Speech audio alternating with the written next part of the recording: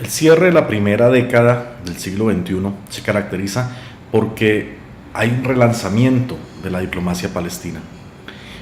Es posible fasear, es posible crear un análisis por fases justamente de la evolución de la diplomacia.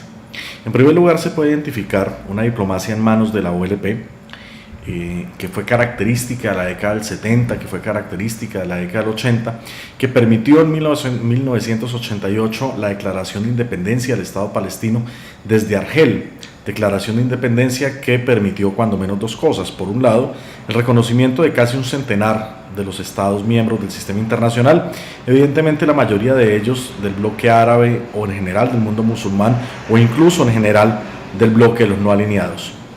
El segundo elemento que genera esta declaración de independencia es que obliga a Israel a sentarse a negociar en los 90, esa negociación que hablábamos justamente en videos anteriores. Esta primera etapa de la diplomacia palestina se hace bajo la sombrilla, bajo el paraguas de la OLP. Tan solo es posterior a los acuerdos de Oslo, donde ya existiendo un Ministerio de Asuntos Exteriores palestino, la diplomacia toma un nuevo rumbo. Ya es la diplomacia y son las embajadas y es una política exterior encabezada por la Autoridad Nacional Palestina. Esta segunda etapa va a tener un momento fundamental en el 2009, que es el momento en el cual se da un relanzamiento de los reconocimientos bilaterales al Estado palestino.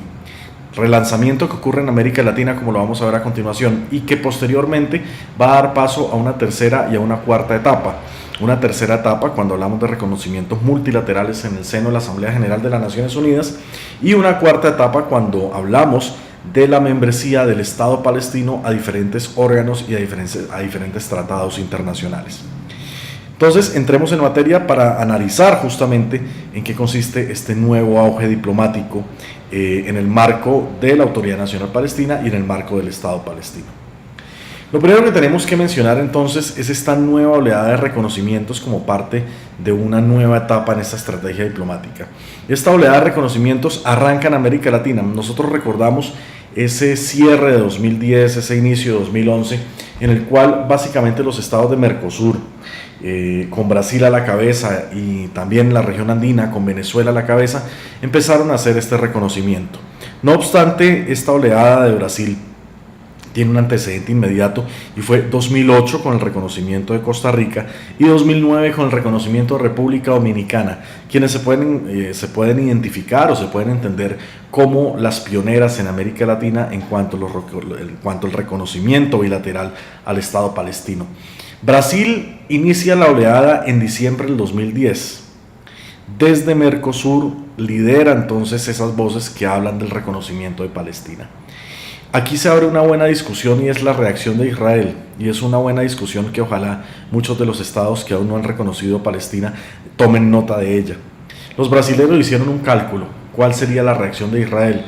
Sin duda alguna, Israel se iba a enojar, iba a decir que estaba decepcionada, iba a decir que América Latina la estaba traicionando, iba a decir que era una decisión irresponsable, pero la molestia de Israel no iba a ser definitiva, no iba a ser estructural, porque Israel no iba a lanzar a la basura miles de millones de dólares que tenía comprometidos con Mercosur. Y efectivamente, esa fue la reacción posterior de Israel, fue firmar un TLC con Mercosur. Entonces, los reconocimientos muchas veces se analizan mal, muchas veces se interpretan por los estados que no los han hecho todavía, se interpretan como un espacio en el cual seguramente este socio comercial o militar o político, lo que sea, se va a alejar permanentemente del estado que está haciendo el reconocimiento con Palestina. Esto no ocurre, nunca ha ocurrido y no va a ocurrir como tal. Y el ejemplo lo dio Brasil. Después de Brasil, apenas 4 meses después, y sobre todo en ese marco entre el 2010 y el 2011, tenemos los siguientes estados que siguieron entonces su ejemplo. Tenemos Argentina, Bolivia, Ecuador, Chile, la Guyana, Perú, Paraguay, Surinam y Uruguay, que se unen al reconocimiento del Estado palestino. Estamos entonces mencionando que prácticamente América Latina en conjunto reconocen a Palestina como Estado. Aquí también vale la pena mencionar a Venezuela, ese papel de Venezuela reconociendo la estatalidad palestina. A la fecha de hoy, 2018, el momento en el cual se hace este video, tan solo Colombia y Panamá no hacen el reconocimiento formal de la estatalidad palestina. El resto de América Latina sí lo hace, incluyendo México, que los sionistas normalmente insisten en que México no reconoce a Palestina como Estado. Los mexicanos han sido muy claros en el marco de la doctrina Estrada, que es propia de México.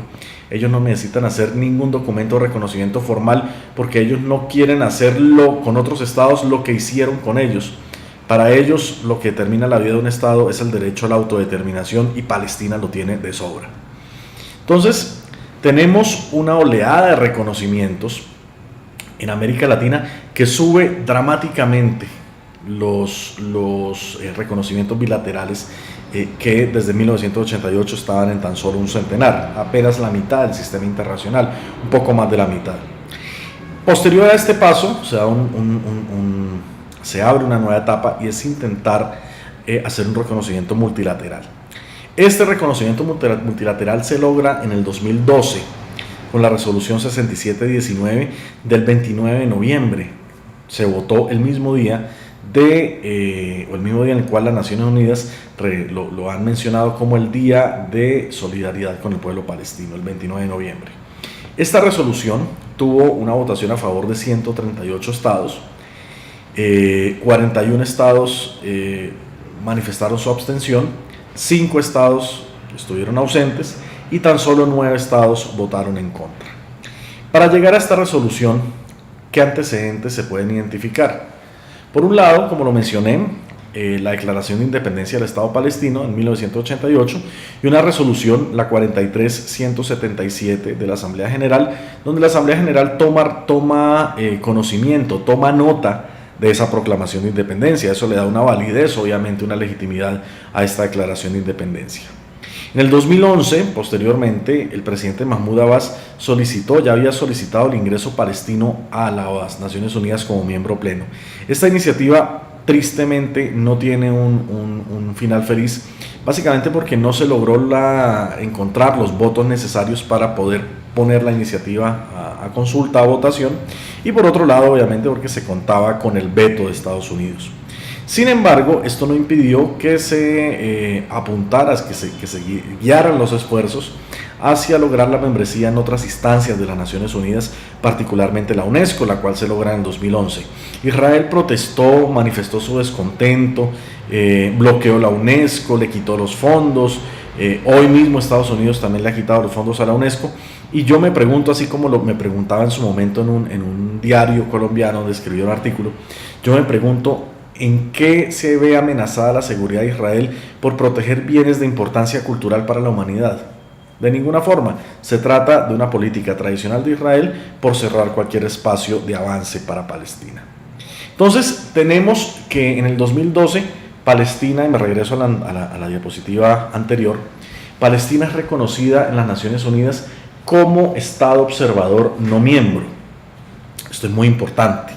En su momento los sionistas dijeron Palestina fue a la ONU a nada porque lo reconocieron como que no era miembro. No obstante, lo importante no era esto, lo importante era la primera parte de la resolución. Palestina es reconocida como Estado, así no importa que sea observador no miembro.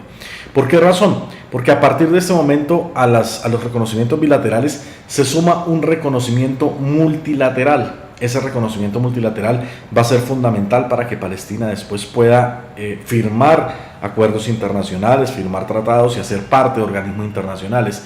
En resumen, con esta resolución Palestina logra una especie de reconocimiento formal desde la perspectiva, desde el punto de vista del derecho internacional. Es muy importante esta resolución por eso. Dentro de este marco, sin embargo, no se pueden olvidar los reconocimientos bilaterales. Ya dijimos que América Latina reconoce prácticamente toda a Palestina, prácticamente toda África lo hace, prácticamente toda Asia lo hace. Hoy estamos hablando de casi 140 estados que reconocen a Palestina como tal. Aquí la pregunta es, ¿en qué estado se encuentra Europa a la hora de estos reconocimientos? Pues bien, Europa Oriental reconoció a Palestina desde 1988 como Estado. O sea, estoy hablando de Polonia, de República Checa, de Eslovaquia, de Hungría, de Rumania y de Bulgaria. Reconocen a Palestina como Estado. Adicionalmente, en Europa Occidental, Suecia reconoce a Palestina como Estado en el 2014.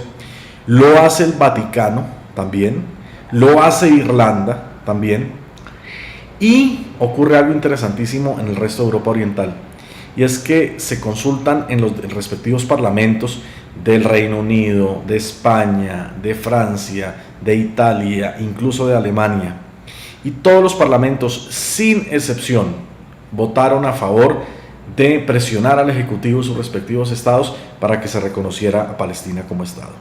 A hoy no lo han hecho, y sería tal vez la acción que destrabaría el proceso de paz y que destrabaría esas negociaciones entre Israel y Palestina. No se puede esperar más de Estados Unidos, y menos en la administración Trump.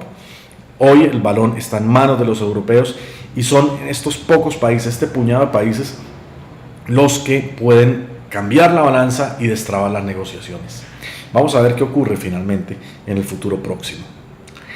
A estas dos acciones, a los reconocimientos bilaterales y al reconocimiento multilateral, se suma una última etapa, una cuarta etapa, que se llama la diplomacia de organizaciones o la diplomacia multilateral. Y es entonces la posibilidad que Palestina pudiera ser parte como sujeto del derecho internacional de una serie de organismos como la Corte Penal Internacional, muy útil para evaluar los crímenes de guerra, investigar los crímenes de guerra que Israel comete en Palestina. Aquí los israelíes intentan esquivar su responsabilidad minimizando la Corte Penal Internacional, diciendo Israel no es parte de la Corte Penal Internacional, por lo tanto no tiene jurisdicción sobre Israel, por lo tanto no importa si Palestina firma o no firma. Incluso empezando 2018, hace unos días, hubo una declaración del primer ministro Netanyahu bastante infortunada, donde decía por un lado que la Corte Penal no tenía jurisdicción sobre Israel, y por otro lado que sigue negando, en su lógica de negacionismo eterno, sigue negando que Palestina es Estado, y parece que sus asesores no le han explicado que desde hace mucho rato, desde el 2012 mismo, Palestina es miembro de la Corte Penal Internacional como cualquier otro de los estados del sistema internacional. Entonces, ese hecho de haber sido reconocido multilateralmente por la Asamblea General de la ONU le da la posibilidad entonces a Palestina de ser sujeto al derecho internacional y de firmar esto. Y en la Corte, a Israel, así no haga parte de la Corte, existen mecanismos administrativos para que, dado caso, los culpables respondan ante la Corte. Y si no es por mecanismos administrativos, pues será por una lógica contradictoria, pero afortunada en este caso, y es que todos sabemos que Israel tiene que inventarse ciudadanos de 130 países diferentes. Entonces, a la larga, los criminales de guerra en Israel van a tener doble ciudadanía. Por un lado van a ser israelíes, pero por otro lado pueden ser argentinos, pueden ser chilenos, pueden ser ecuatorianos, pueden ser polacos, ucranianos, qué sé yo. Y existe una buena posibilidad entonces que estos estados sí hayan firmado la Corte Penal Internacional. Entonces a la larga va a responder como israelí o va a responder como alguien de otro país, pero va a responder por los crímenes de guerra. También dentro de las organizaciones a las cuales Palestina se ha adherido, como por ejemplo la UNESCO, también aparece recientemente la adhesión a la Interpol. Es muy importante esta adhesión, no tanto porque sean las más recientes, sino porque pone a Palestina como socio de buena parte de esos estados occidentales en la lucha contra el crimen organizado. Fue una decisión bien interesante para que Palestina pudiera tener entonces la membresía en la Interpol. Con esto entonces se suma a otra serie de movimientos, como por ejemplo la firma de toda la batería de derecho internacional de los derechos humanos, la firma de toda la batería de reglamentación y de tratados que tiene que ver con DICA, con protección a civiles en tiempo de guerra, y sobre todo a toda esta entramada de organizaciones que busca la protección de los derechos humanos y evitar crímenes de guerra, como es la Corte Penal Internacional. Todo esto lo logra entonces Palestina después de 2012. Aquí se abre una discusión muy interesante, y entonces es si hay o no hay Estado palestino. Yo quiero dejar muy claro desde el derecho internacional la respuesta: sí hay Estado palestino. Que sea Estado palestino bajo ocupación es otra cosa, pero desde el derecho internacional hay Estado palestino. ¿Y en qué me fundamento para decir esto? En primer lugar, en la Convención de Montevideo de 1933, que regula las relaciones entre los estados. En esta convención se establecen 3 criterios mínimos para la condición de estatalidad. Por un lado, territorio. que haya un territorio. Palestina lo tiene definido, incluso demarcado desde la resolución 242 de las Naciones Unidas del Consejo de Seguridad, cuando menos, por no hablar del territorio palestino histórico, cuando menos ese 22% es reconocido internacionalmente y sobre él han girado buena parte de los reconocimientos bilaterales. Entonces Palestina tiene territorio.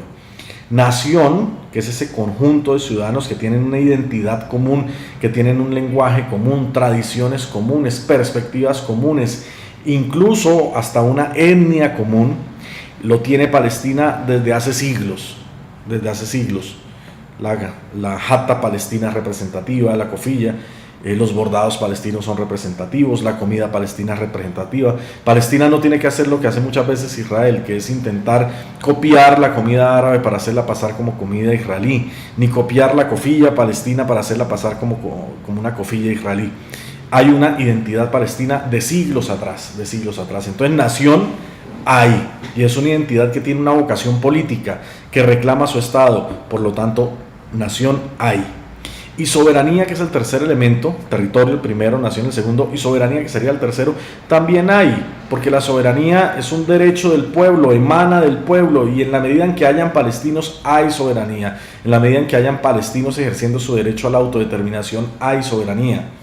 Que esté restringida por la ocupación es otra cosa. Pero una cosa es que esté restringida y otra cosa es afirmar que no haya, lo cual es un error. Sí hay soberanía restringida, pero hay.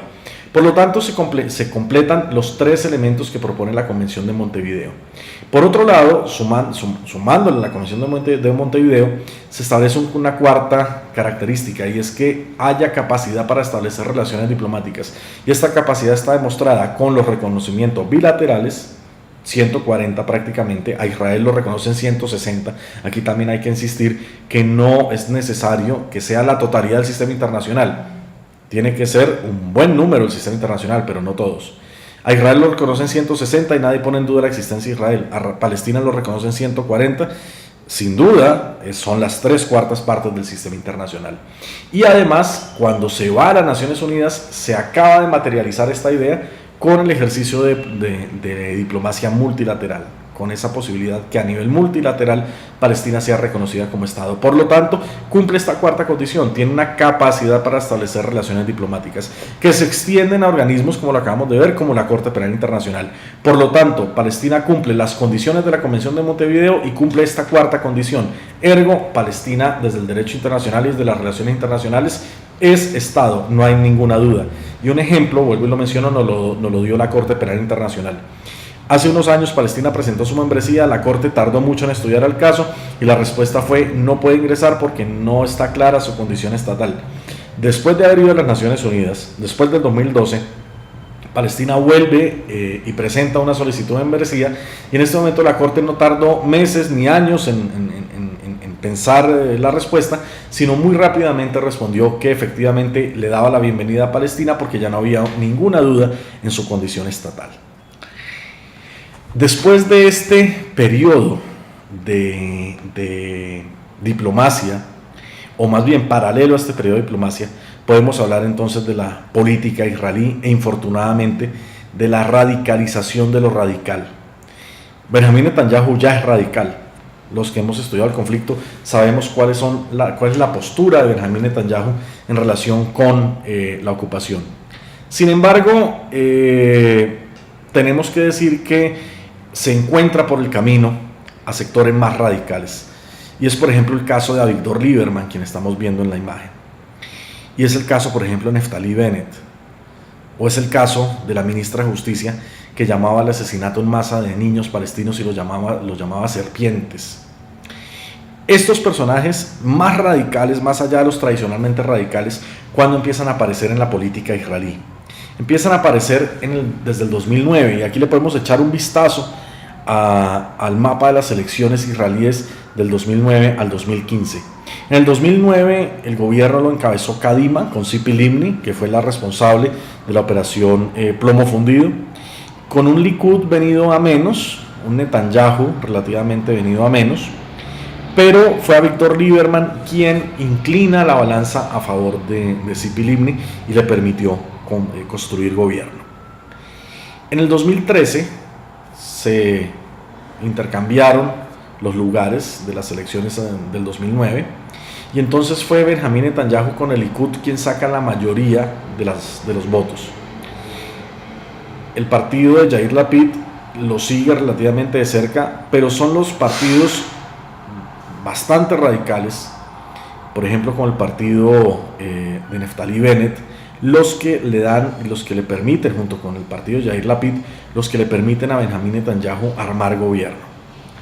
Este gobierno dura poco, es necesario repetir unas elecciones, esta unidad dura relativamente poco, y en las elecciones del 2015 tenemos nuevamente Benjamín Netanyahu sacando la mayoría de la votación, pero apoyándose por obligación en el partido de Avigdor Lieberman, en el partido de Yair Lapid, en el partido de Naftali Bennett, y entonces son estos pequeños partidos bastante más radicales que el mismo Benjamín Netanyahu los que le permiten armar gobierno y de los que depende su gobierno. Por esta razón, el poder que estos partidos pequeños tienen y que son partidos en extremos radicales. Basta ver a Avigdor Lieberman. Fue irónico que durante un periodo él fue el ministro de Relaciones Exteriores, y digo irónico porque es una persona que lo último que emplea es la diplomacia. Para él prima las armas y la fuerza por encima de la diplomacia. Responsables de plomo fundido, responsables de pilar defensivo y responsables de borde protector. Y justamente tenemos que decir que esta radicalización del gobierno lleva a una serie de acciones muy lamentables y muy tristes para la sociedad palestina. La sociedad israelí radicalizada, con un gobierno radicalizado, patrocinó, por ejemplo, el asesinato de Muhammad Abu Khdeir, este jovencito palestino que en el 2014 fue secuestrado por un grupo de colonos israelíes terroristas de Jerusalén y lo han quemado vivo. Todos recordamos este caso. La necropsia de Muhammad reflejó que él tenía humo en los pulmones, o sea, eso quiere decir que cuando le han prendido fuego él todavía respiraba, cuando le han prendido fuego él todavía estaba vivo. Este asesinato de odio, este crimen de odio no es excepcional. Infortunadamente, esa radicalización que se ve en el gobierno israelí ha permitido que la misma sociedad de Israel tome una posición mucho más cercana al fundamentalismo y muchos de los grupos terroristas del sionismo puedan operar con carta blanca, con carta abierta en Palestina.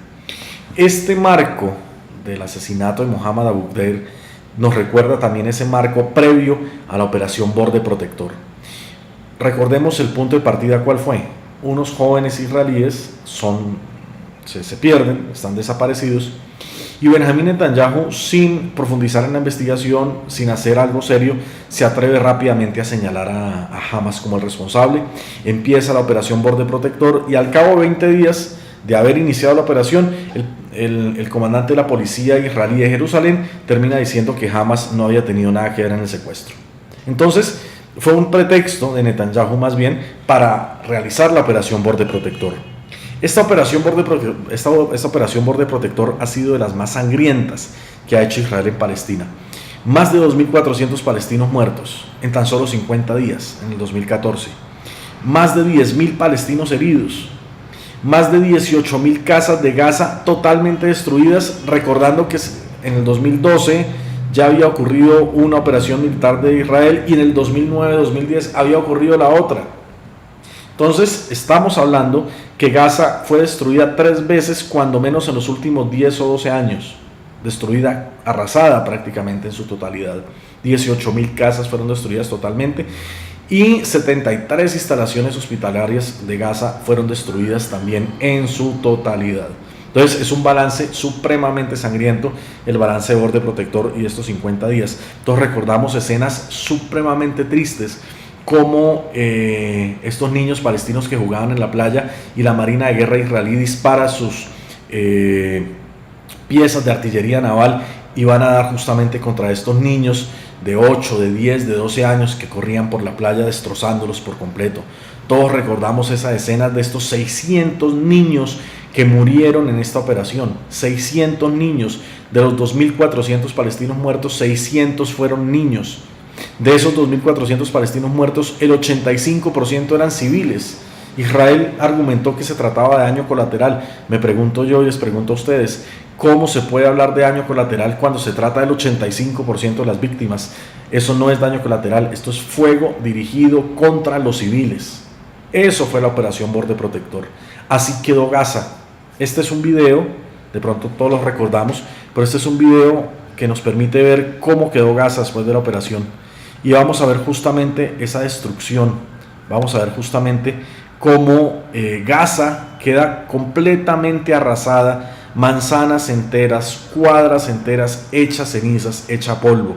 Este fue el resultado entonces de la operación Borde Protector. Viendo estas imágenes de esta destrucción, es que uno entiende por qué se produjo el número tan elevado de víctimas como lo vimos al inicio. Evidentemente nadie puede sobrevivir a esto. Así quedó Gaza. Y vuelvo y menciono algo que mencioné hace un rato. Ya había ocurrido la operación Pilar Defensivo antes, y ya había ocurrido la operación Plomo Fundido antes. Gaza ha sido reconstruida 3 veces. Si a esto se le suma el bloqueo, el férreo bloqueo que hace Israel sobre Gaza por tierra, por mar y por aire, entendemos evidentemente la grave crisis humanitaria que se vive justamente en Gaza. Esto es el resultado de la operación Borde Protector. Y hay que recordar, por ejemplo, videos como este, de una periodista de CNN que estaba haciendo el cubrimiento de los bombardeos israelíes, que en su trasfondo se alcanza a ver la estela de un misil israelí cayendo a Gaza, pero lo importante no es eso, lo importante es que junto a ella habían unos israelíes sentados con sus sillas de playa mirando hacia Gaza como si estuvieran mirando al atardecer, tomando cerveza, divirtiéndose y celebrando y riendo cada vez que uno de los cohetes israelíes caían sobre Gaza. Este video lo recordamos todos.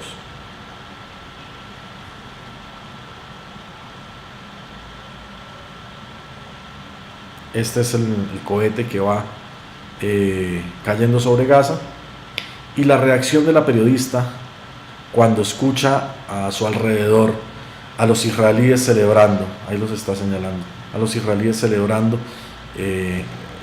la caída de cohetes sobre Gaza. Esta periodista con el tiempo sale de CNN justamente porque ella criticó y cuestionó la reacción de sus vecinos de Colina, lo cual no cayó muy bien obviamente dentro de las directivas de CNN. Con esto quiero dejar ya la introducción del siguiente video, y es esa radicalización de la sociedad israelí derivada de la operación Borde Protector.